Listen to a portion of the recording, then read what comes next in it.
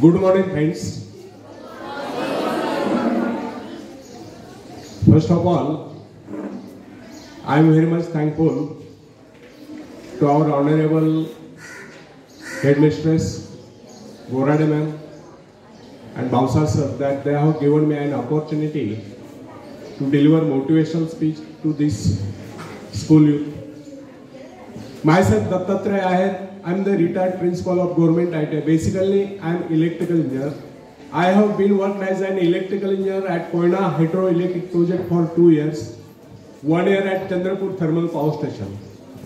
Then after I joined to Government Technical College and I worked as a lecturer for 13 years. Meanwhile, I appeared to the exams of the Institution of Engineers and get the degree of AMIE, means Associated Member of Institution of Engineers, by self-study. And on that base, I faced to MPSC and get selected as a principal and worked as a principal to various government ITIs in Maharashtra and get retired in August 2019. And this is my hobby, to deliver motivational speeches to Indian youth. So, today, I am speaking on self-reliance, means आत्मनिर्भरता. तो आप बता सकते हैं आत्मनिर्भरता means क्या, आत्मनिर्भर बनना मीन्स क्या, बता सकते हैं कोई?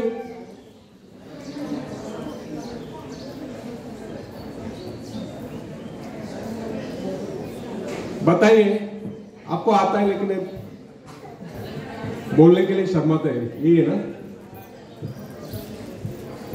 लॉकडाउन पीरियड में अपने आदरणीय प्रधानमंत्री नरेंद्र जी मोदी सर, इन्होंने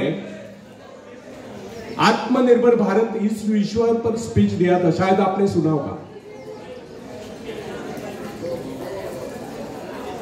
तो भारत आत्मनिर्भर कब बनेगा? जब भारत का हर युवक हर युवती आत्मनिर्भर बनेंगे तब भी भारत आत्मनिर्भर बन सकता है. और आत्मनिर्भरता का अर्थ क्या है? इस पे उस पे निर्भर न रहकर स्वयं निर्भर बनना, इसे ही आत्मनिर्भरता कहते हैं. और इसी विषय पर मैं बोलने वाला हूं.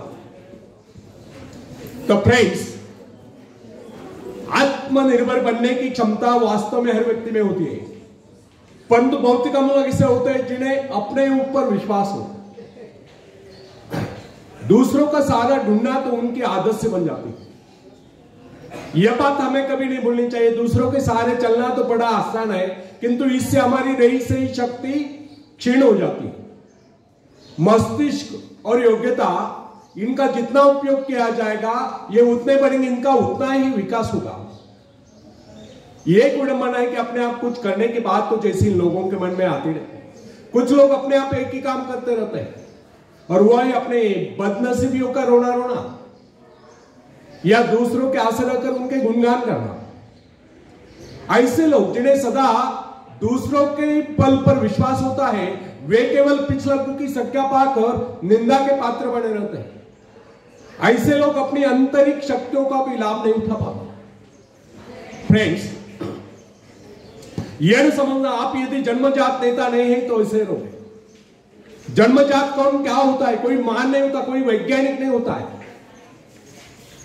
बल्कि एक अबोध बालक जन्म के बाद अपने में ऐसी शक्ति पैदा करता है जिसके सहारे वो अपने व्यक्तित्व की एक अलग पहचान बना लेता है. इतिहास में ऐसे बहुत से लोग हुए जिनमें नेतृत्व करने की योग्यता नहीं थी, फिर भी वे अपने प्रयत्नों से और अपने परिश्रम से अपनी योग्यताओं का विकास करके महान नेता बने. नेता वही होता है जो किसी पर निर्भर न हो, जिसमें नेतृत्व करने की क्षमता हो, जो दूसरों के विचारों का सहारा लेना आवश्यक न समझता हो, उसमें स्वयं सोचने और अपने कार्यक्रमों को स्वयं निर्धारित कार्यान्वित करने की क्षमता होती है. लोगों की संख्या बढ़ाकर भीड़ के बीच में चलना तो कोई बड़ी बात नहीं है. बड़ी बात तो यह है कि लोगों के दिलों में अपना स्थान बनाया जाए, चाहे लोगों की संख्या कितनी कम क्यों न हो. ऐसे लोग वही होते हैं जो आत्म विकास करके शक्तिशाली हो चुके हैं. ऐसे लोग अपने भाग्य को बदल देते हैं, अपने साथ साथ दूसरों का भी भाग्य बदल देते हैं. फ्रेंड्स, आज के युग की विडंबना यह है कि हर कोई किसी न किसी का सहारा ढूंढते नजर आता है। किसी को अपने धन का सहारा लेना पड़ता है तो किसी को अपने मित्र का, कुछ तो अपने वंश पर ही फूले नहीं समाते। ऐसे तो बहुत ही कम लोग होते हैं जिन्हें अपने ऊपर विश्वास हो। दूसरों की शक्ति पर जीने वालों का एक मनोज्ञान यह भी होता है कि ऐसे लोग सदैव किसी न किसी को दोषी ठहराकर अपना पक्ष बचाने के अवसर ढूंढा करते हैं। वास्तविकता यह है, इस प्रकार की आदत कायर प्रकृति की परिचायक है। आत्मनिर्भर बनिए या आत्मनिर्भर बनने की आदत डालिए। आदत का आरंभ उस समय होता है जब एक बच्चे को उसका पिता कोई विशेष कार्य करने को कहता है तो वह संतुष्ट नहीं होता, लेकिन जब वो अपने ढंग से उसी कार्य को करता है और उससे पूरा करने के लिए संघर्ष कर विजय प्राप्त करता है तो उसके चेहरे पर खुशियों की लहरी थिरकते नजर आती है। इस प्रकार की विजय की भावना उस बालक को शक्तिशाली बनने का एहसास दिलाती है। फ्रेंड्स, स्कूल की शिक्षा या कॉलेज की शिक्षा केवल व्यक्ति की व्यवहार कुशलता और योग्यताओं की वृद्धि नहीं करती, यह तो व्यक्ति के हाथ में औजार थमा देती है। इस औजार का सही इस्तेमाल करना आदमी को स्वयं ही सीखना पड़ता है। हेनरी वार्ड विचर अपने समय का एक महान विचारक अपने बारे में कथा सुनाया करता था। जब मैं बच्चा था तब मुझे किसी तरह से आत्मविश्वास की शिक्षा दी गई। मुझे ब्लैक बोर्ड के पास भेजा जाता था। मुझ में शंका और संदेह होने का रोग था। मेरे टीचर मुझे बार बार कहते इस पाठ को अवश्य पढ़ लेना। उनके स्वर में काफी क्रोध हुआ करता था। उनका यही कहना था कि हमें केवल प्रश्नों के उत्तर चाहिए। यद्यपि उन शिक्षकों का यह व्यवहार कठोर ही प्रतीत होता था, किंतु इतने सारे बच्चों को सीधी राह पर लाने के लिए उनका यह व्यवहार उचित ही था। और इस व्यवहार का ही नतीजा था कि 1 मास से भी कम समय में विद इन ए मंथ मैं उन सभी सवालों के जवाब निकलने लगा जो मुझे सबसे कठिन लगता था। एक दिन मुझे ब्लैक बोर्ड पर एक सवाल हल करने को कहा गया। जैसे ही मैंने सवाल कॉल किया, टीचर बड़े कठोर अंदाज में बोले बिल्कुल गलत। अब मेरे पश्चात उन्होंने किसी दूसरे छात्र को बुलाकर उसी सवाल कॉल करने को कहा। उसने उसी तरीके से सवाल कॉल किया जिस तरीके से मैंने किया था। मेरा उसका जवाब एक था। फिर टीचर उसकी पीठ थपथपाकर बोले शाबाश, तू तो इस सवाल कॉल करने में सफल हो गया। अब मुझसे रहा न गए, मैंने तुरंत ही खड़े होकर पूछा, सर यदि इसका और मेरा जवाब एक है, सुलझाने का तरीका एक है, फिर आपने मुझे डांट कर गलत क्यों कहा? तब टीचर बोले, यह बात तूने पहले क्यों नहीं कही जब मैंने तुझे गलत कहा था? फ्रेंड्स, केवल पाठ को याद करने से कोई मतलब नहीं। हमारे भीतर यह दृढ़ विश्वास होना चाहिए कि जो कुछ हमने याद किया उसे कोई काट नहीं सकता। इसे ही आत्मविश्वास कहते हैं। और जिनमें ही आत्मविश्वास होता है वही तर्क दे सकता है, वही बस यानी कि चर्चा कर सकता है। लेकिन जिसे स्वयं अपने ऊपर ही विश्वास न हो वो क्या तर्क करेगा? उसके तो अच्छे कार्यों को भी अगर हमने गलत कहा तो उसे यही समझ लेना होगा, हो सकता है वो गलत ही। फ्रेंड्स, मनुष्य को भ्रम होता है कि अकेले काम करने से अच्छा किसी दूसरों की सहायता लेकर काम करना होता है। लेकिन अपने ऊपर विश्वास करके पूरी लगन से अगर कार्य को किया जाए तो उसमें सफल होने की आशा दोगुनी हो जाती है। हर महत्वाकांक्षा का अर्थ होता है अपनी शक्तियों का परीक्षण करना। लेकिन दूसरों की नकल करने, दूसरों पर निर्भर रहने से व्यक्ति में दुर्बलता ही तो आती है। शक्ति तो हमारे स्वयं के मेहनत करने से आती है। अखाड़े के पास बैठकर हम अपने शरीर को शक्तिशाली नहीं बना सकते, या दूरदर्शन पर एक्सरसाइज प्रोग्राम देखकर हम अपने शरीर को तंदुरुस्त नहीं बना सकते।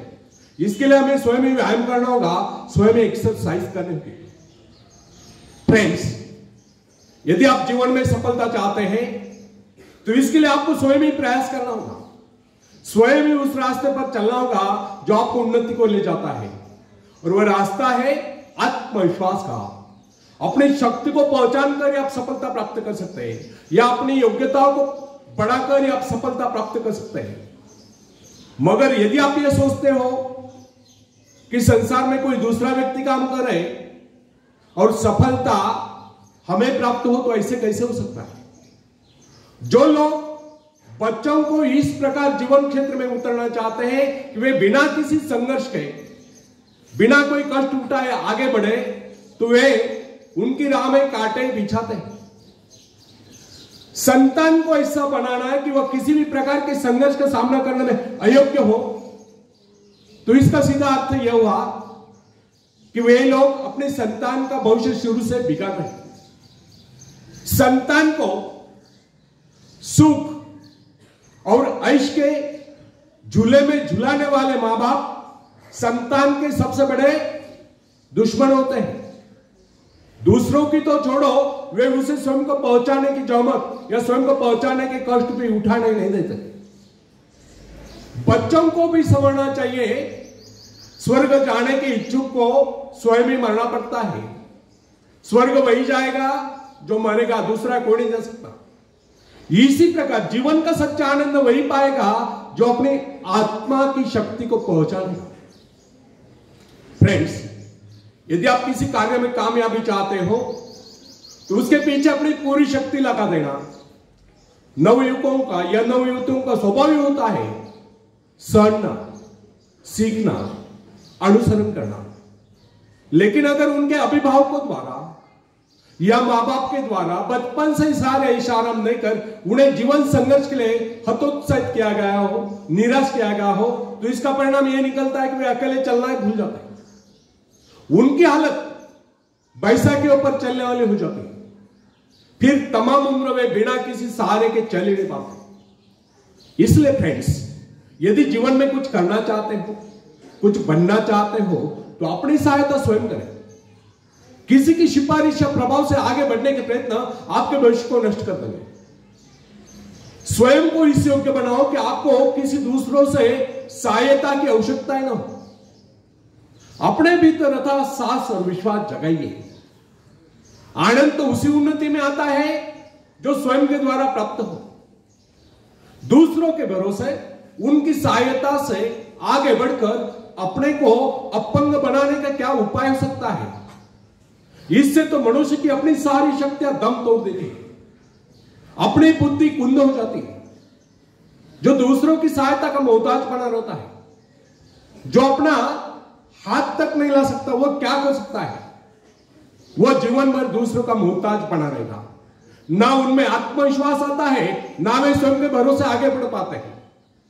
उनका तो भविष्य ही अंधकार में होता है।